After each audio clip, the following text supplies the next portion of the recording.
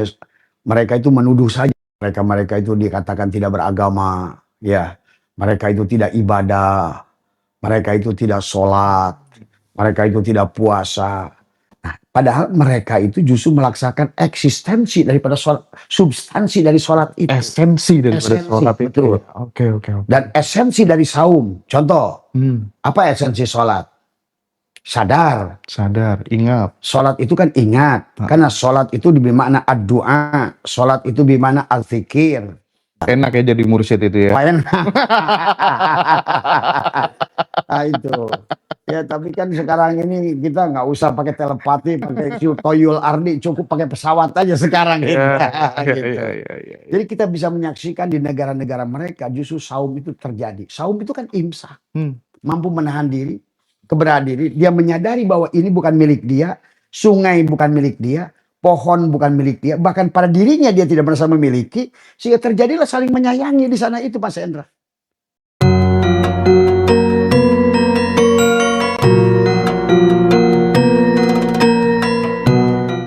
Abah Setu, mudah-mudahan beliau sehat selalu. Amin, alhamdulillah. Terus menjadi orang tua, menjadi sesepuh.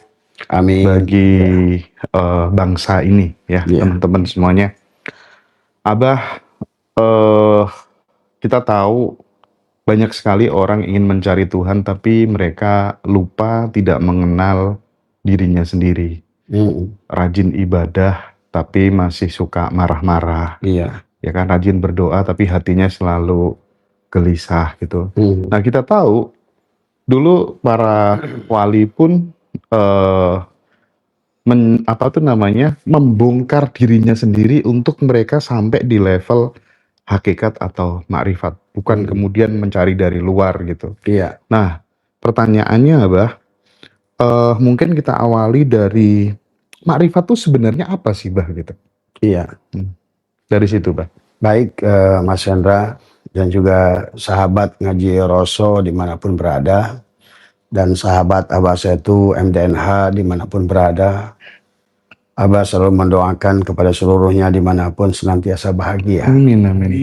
Dan ingin menebarkan energi bahagia ke seluruh Nusantara ini dengan membawa kepada kesadaran tadi semua. Sebetulnya dari kata ma'rifat, ya. Ma'rifat itu kan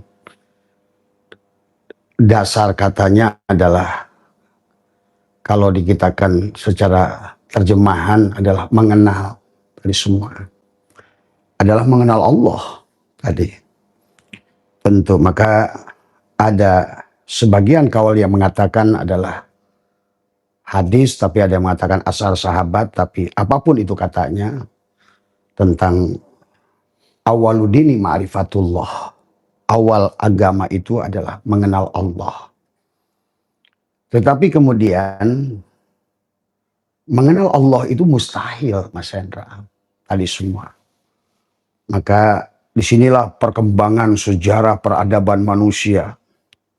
Dari sampai dulu zamannya Socrates, Plato, ya, dengan prinsip filosof kan. Bagaimana memahami Tuhan ini secara filsafat. Karena tidak mungkin kita adalah mengenali Tuhan adalah tanpa dengan olah pikir awalnya. Tadi semua. Maka seolah-olah ada dua jalur tadi semua. Ada nubuah. Adalah yang secara adalah wahyun diturunkan. Tadi semua ada lewat kenabian. Tetapi itu melahirkan zikir.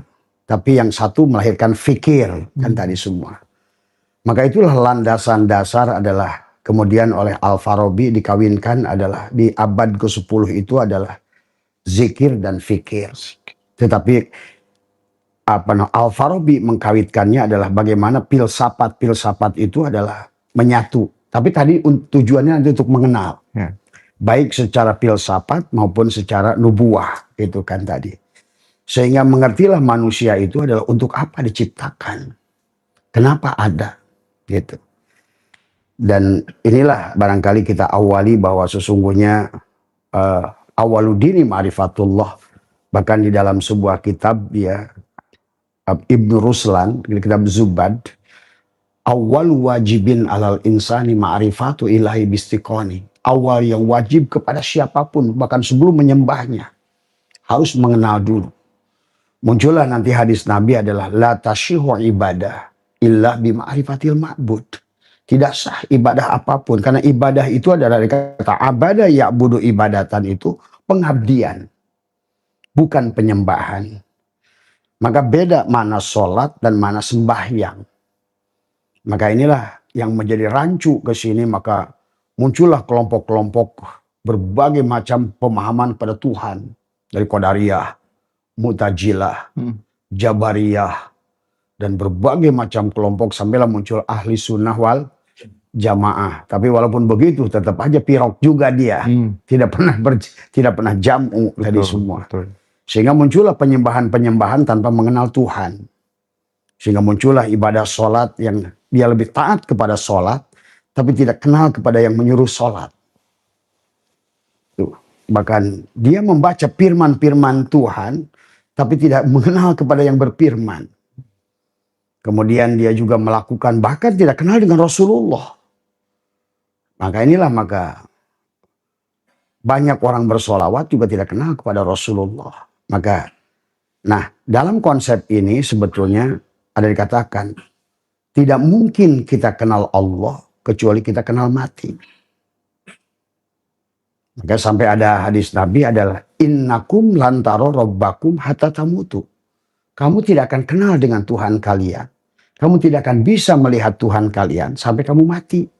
Kalau begitu berarti kan kita harus sampai mati dulu. Telat dong Mas Hendra. Ya.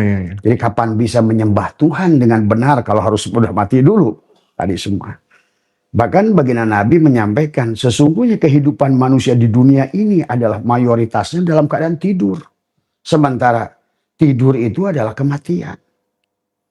Maka dikatakan tidak mungkin kamu kenal Allah kecuali kenal mati. Tapi tidak mungkin kamu kenal mati nunggu mati. Maka kamu harus belajar kenal mati dari tidur. Maka tidur adalah merupakan pelajaran untuk kita mengenal mati. Sebenarnya diri kita pada saat tidur, Mas Hendra pasti lupa sebagai YouTuber. Mas Hendra lupa sebagai laki-laki. Mas Hendra lupa punya anak berapa. Mas Hendra tidak tahu status Mas Hendra apa, identitas apa. Sebetulnya itu yang diajarkan Tuhan. Kamu bukan siapa-siapa. Kamu bukan apa-apa. Sebenarnya dirimu adalah tidak ada. Itu sebetulnya awalnya. Maka muncullah pernyataan Nabi, man tolaba maula bi ghairi nafsihi faqad dhalla dhalalan ba'ida. Siapa mencari Tuhan keluar dari diri, maka dia tidak akan tersasar. Maka prinsip filsafat ini menjadi sejalan akhirnya. Pikir dan zikir itu tidak bisa dipisahkan. Maka dalam pemahaman filsafat, maka muncullah dari Allah sendiri yang menyampaikan di dalam Al-Quran. Kenapa hampir seluruh ayat Al-Quran itu suruh mengenal diri, membaca diri. Sampai firman yang pertama adalah Iqra bismi rabbikal ladzi khalaq. Tapi di situ manusia banyak nggak bisa membedakan antara Rob dan Allah, Mas Hendra.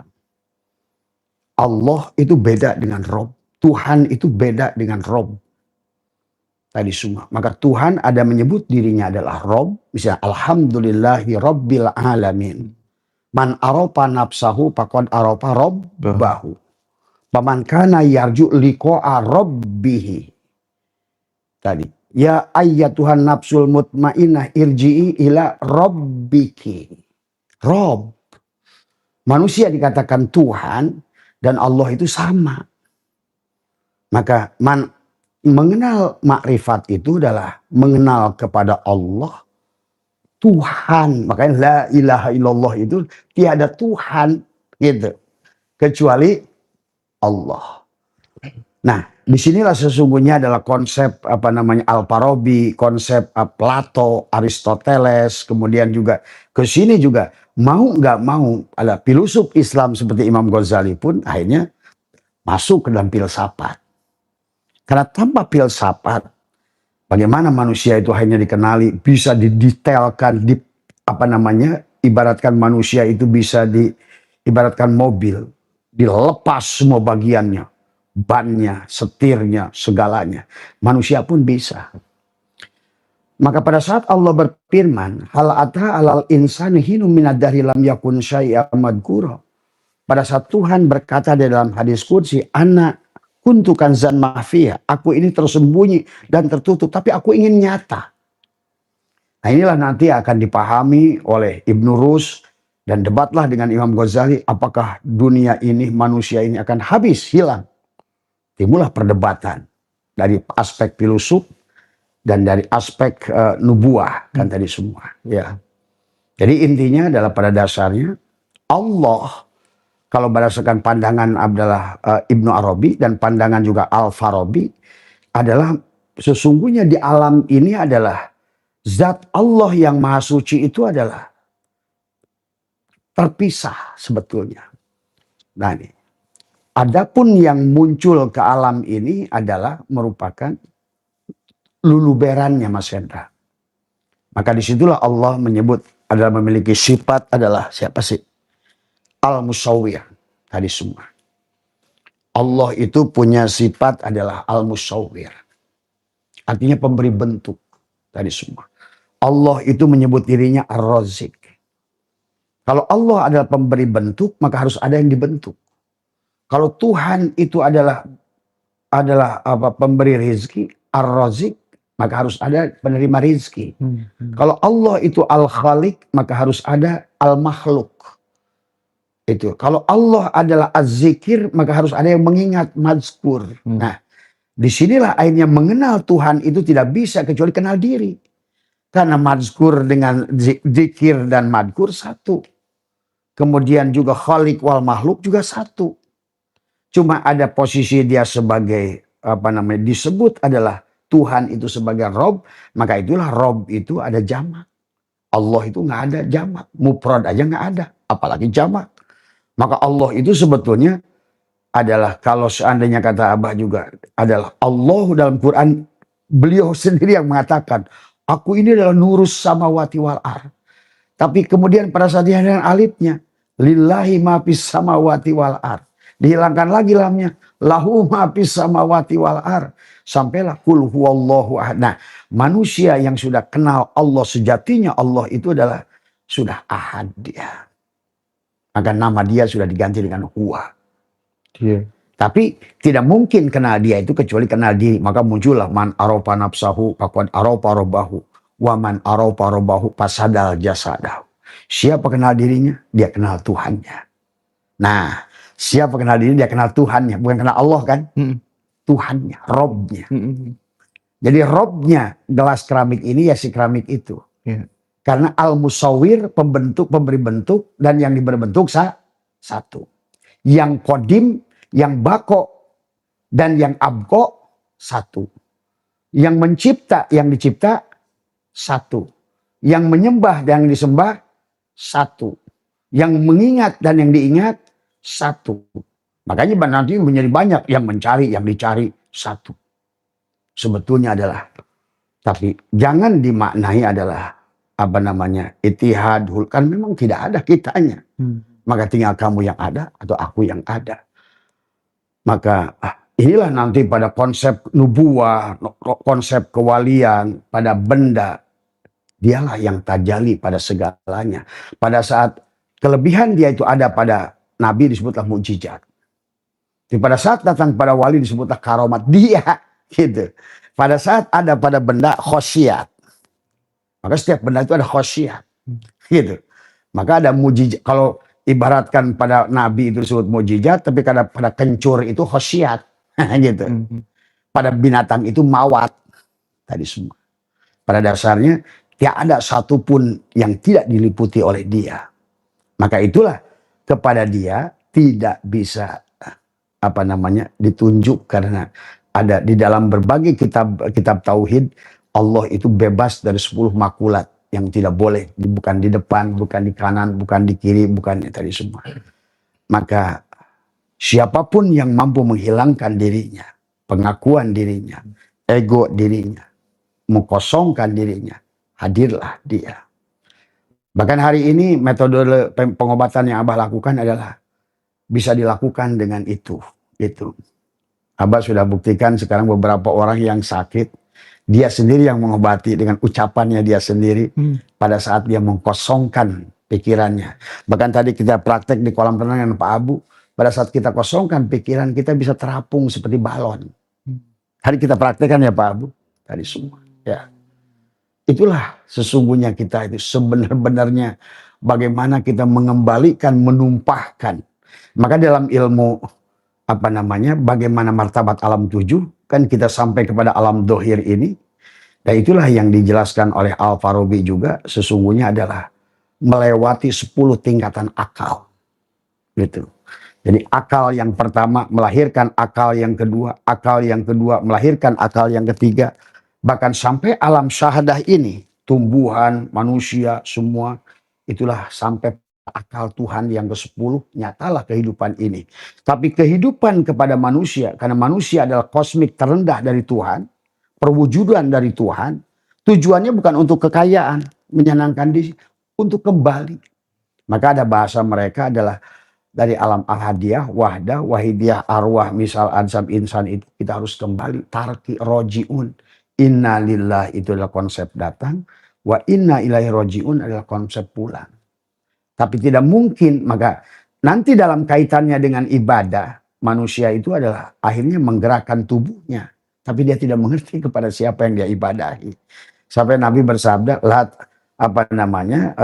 tasyihu ibadah illa bihuduril qalbi.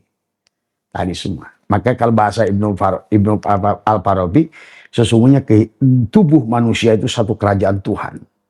Jadi untuk mengenal Tuhan, untuk mengenal kerajaan Tuhan yang besar ini, cukup mempelajari diri. Begitu kenal pada diri, pasti kenal pada Tuhan. Tadi semua. Maka, tapi ada sebagian orang yang nggak paham, belajar ma'rifat itu seolah-olah ingin jadi Tuhan, bukan. Atau ingin menjadi pengganti Tuhan, bukan. Karena sebenar-benarnya diri kita ini hanyalah, maka disebutnya oleh dalam kitab-kitab tasawuf yang tinggi, tanajulat, ta'ayyunat kita ini, penampakan, kenyataan. Tapi kemudian manusia menjadi salah konsep. Jadi semua malah terjadilah penyembahan, kayak sholat jadilah sembahyang. Nah itulah, sehingga seolah-olah ada dua, ada Tuhan, ada dia. Nah itulah. Kalau kita melihat ini, Bah, manusia Nusantara itu kan sebenarnya bukan manusia akal, tapi manusia sukma, manusia hati gitu. Ya, sementara sekarang ya orang-orang pinter itu, orang yang sekolahnya tinggi-tinggi, ya mungkin bisa disebut sebagai filosof juga. Itu kan mereka pada mulai terbuka mendeklarasikan bahwa ya sudah, mereka bahkan kadang sering memberikan sindiran kepada orang-orang yang percaya sama Tuhan tuh kaum penyembah pohon cipluan dan lain sebagainya gitu kan ya. Terus kemudian mereka mengkomparasikan buktinya apa di negara-negara yang maju aja ya kan, mereka yang agnostik, mereka yang ateis, negaranya justru malah maju. Makmur, gitu. Negaramu yang ngomong makrifat setiap hari kayak apa gitu kan. Nah, melihat fenomena ini bagaimana Abah merespon? Iya, inilah kenyataan bahwa kata Abah bahwa sesungguhnya siapapun yang dengan Tuhan, sebetulnya hanya mereka itu menuduh saja. Mereka itu dikatakan tidak beragama, ya. Mereka itu tidak ibadah, mereka itu tidak sholat, mereka itu tidak puasa. Nah, padahal mereka itu justru melaksanakan eksistensi daripada sholat, substansi dari sholat itu. Esensi daripada sholat itu. Oke. Dan esensi dari saum. Contoh, apa esensi sholat? Sadar, ingat. Sholat itu kan ingat, karena sholat itu bermakna ad-du'a, sholat itu bermakna al-zikir. Sholat itu makanya dalam Fathul Mu'in, dalam sholat itu adalah ad-du'a. Doa itu apa? Da'aya da'u, menghadirkan, hadir Tuhan. Merasakan kehadiran Tuhan. Bukti bahwa mereka menyadari kehadiran Tuhan apa? Menyayangi alam. Mereka pelihara. Coba nanti Abah nanti akan live dari Belanda, live dari Jerman, akan live dari Switzerland. Enak ya jadi mursyid itu ya. Enak. Nah itu. Ya tapi kan sekarang ini kita nggak usah pakai telepati, pakai toyul ardi, cukup pakai pesawat aja sekarang. Gitu. Jadi kita bisa menyaksikan di negara-negara mereka justru saum itu terjadi. Saum itu kan imsak, mampu menahan diri, keberadaan dia menyadari bahwa ini bukan milik dia, sungai bukan milik dia, pohon bukan milik dia, bahkan pada dirinya dia tidak merasa memiliki, sehingga terjadilah saling menyayangi di sana itu, Mas Hendra. Itulah yang kadang-kadang saya sedih. Di negaraku tercinta, adzannya 5 kali, sholatnya rame, masjidnya dibangun, takbir akbarnya nggak berhenti, tapi saling membenci. Tadi semua alam dirusak, pohon ditebak, tadi semua. Itulah menunjukkan bahwa sesungguhnya bahwa kebertuhanan kita ini sebetulnya adalah kebertuhanan yang tidak berkesadaran. Tadi, kalau bahasa saya kebertuhanan yang dalam kematian. Karena manusia itu sebenarnya pada saat kita ini kan dibagi dua, Mas Hendra. Ada jasad, ada ruh. Yang disebut sadar itu jiwa. Jadi pada saat sekarang manusia menjadi manusia jasad, penyembah-penyembah jasad, sama maka orang tua kita suka nyindir. Banyak orang abring-abringan bawa obor cari api. Tuh. Ngerti nggak Mas Hendra? Banyak orang abring-abringan bawa tumpeng cari nasi. Banyak orang nyelam ke dalam air, cari air. Padahal dirinya lah sumber air itu. Bahkan banyak orang abring-abringan ke Ka'bah sono, dia melupakan Ka'bah yang dibangun Tuhannya sendiri pada dadanya. Akhirnya hatinya mati. Tubuhnya bergerak, tetapi hati mati. Inilah yang terjadi kerusakan hari ini. Seperti ikan, pada saat dia di laut hidup, seasin apapun garam, tidak akan merusaknya. Nah hari inilah yang terjadi. Nah mereka nggak kelihatan dalam gerak. Misalnya kayak tadi pertanyaan Mas Hendra. Kenapa kayak di Finlandia menjadi negara terbahagia 9 kali berturut-turut. Switzerland, Denmark. Bahkan Belanda negara paling bahagia kelima. Berturut-turut kelima dia. Saya mengerti. Bagaimana? Jangankan manusianya.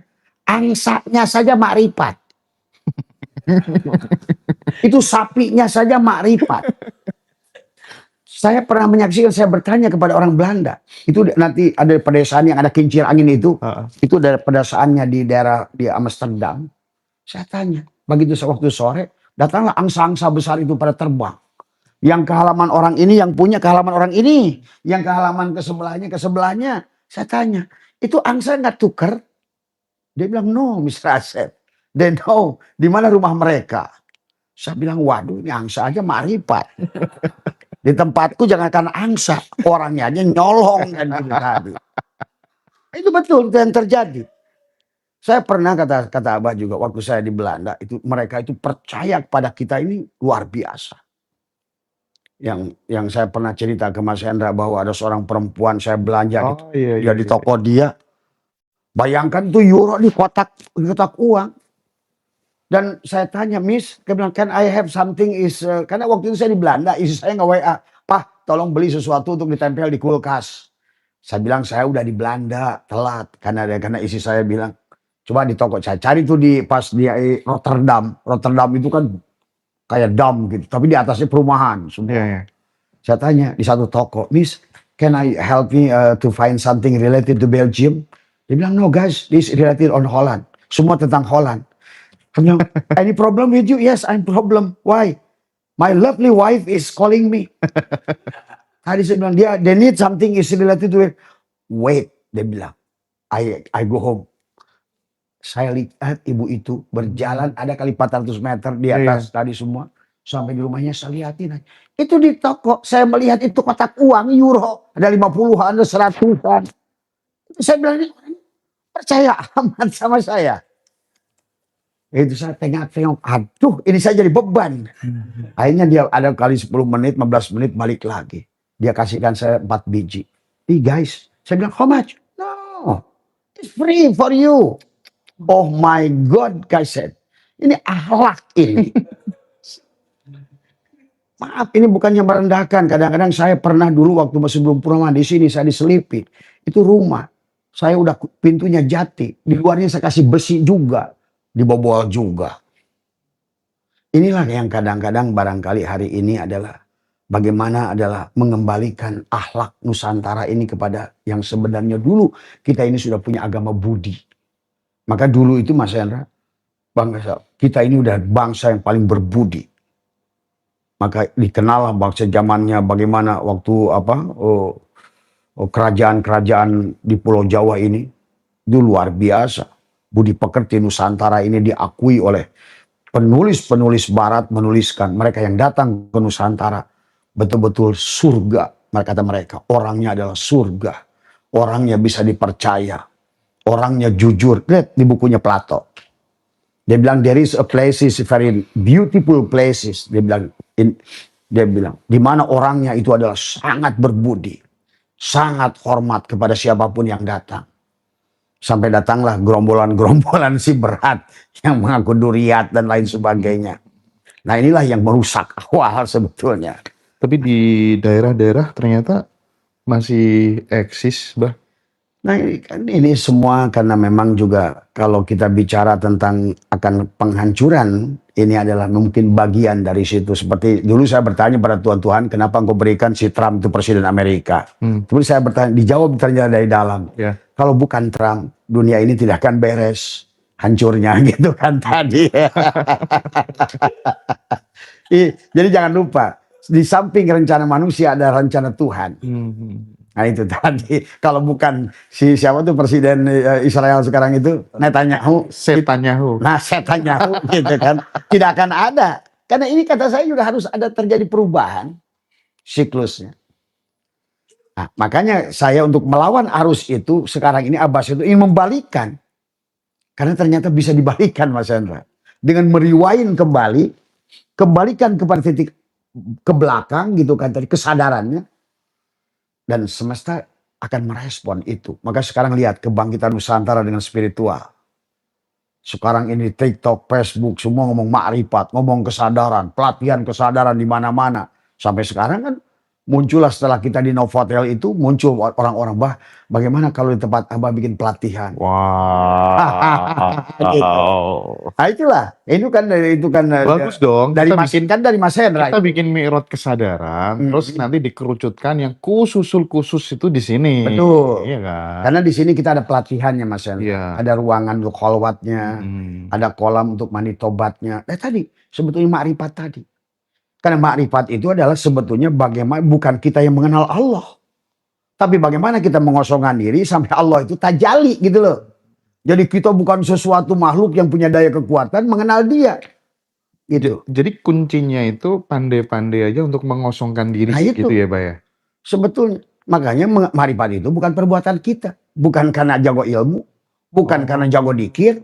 Bukan karena jago amal. Maka Sunan Geseng itu nggak bisa ngaji. Sunan Geseng itu, Sunan Kalijaga itu ahli maksiat awalnya. Bahkan maaf, Ma'osa, Ma'oda itu nggak bisa baca Quran. Muridnya Syekh Abdullah Abah Anom itu. Katanya Ma'ois itu nggak bisa baca Quran, baca apa. Bahkan kalau pakaian pun dia bilang pakai baju perempuan yang tidak tutup aurat sebetulnya. Tapi pada saat dia menapikan dirinya, itulah para aulia-aulia Allah itu. Sama kan, para nabi-nabi juga sama. Pada saat Musa, kan pada saat bagaimana Musa diangkat jadi Rasul. Waktu dia ingin mengenal Tuhan.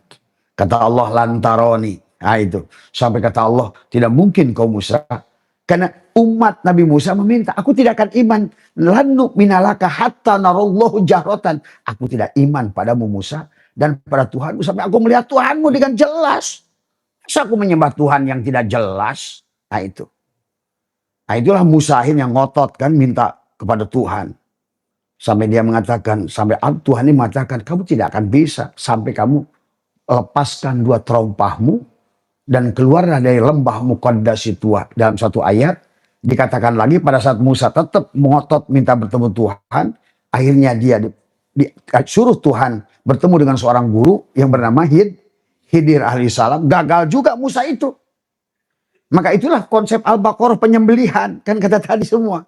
Disitulah Allah mengajarkan kepada kita kalau ingin mengenal Allah adalah membunuh diri.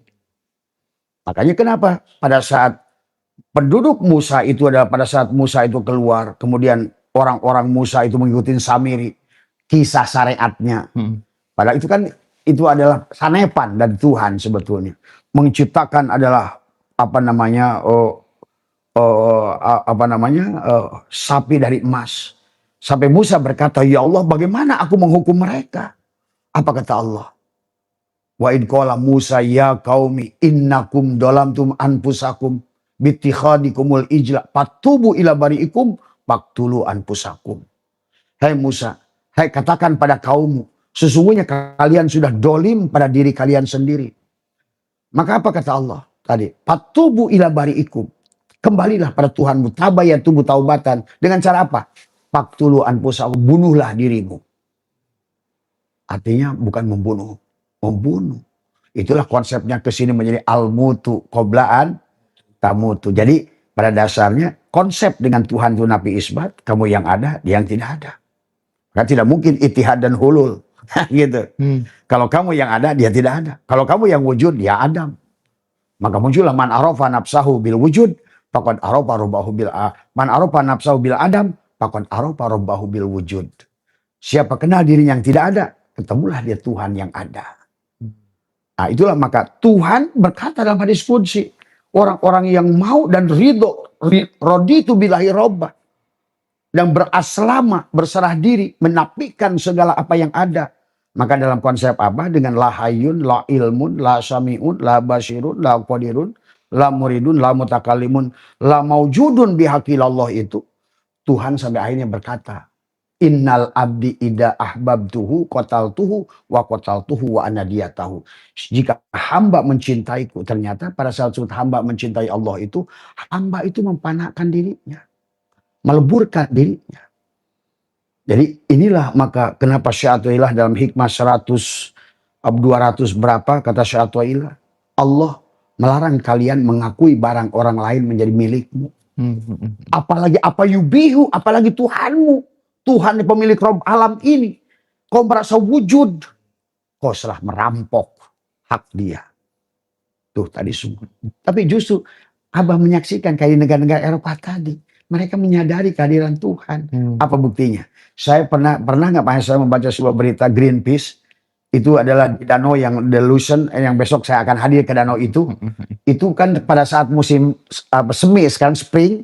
Itu kan antara musim es dan musim mencair. Itu ada seekor anjing terjebak. Sampai 12 manusia meninggal hanya gara-gara nolong anjing. Itu dulu itu ramai itu. Coba, itu kan coba kita jangankan manusia, jangankan anjing.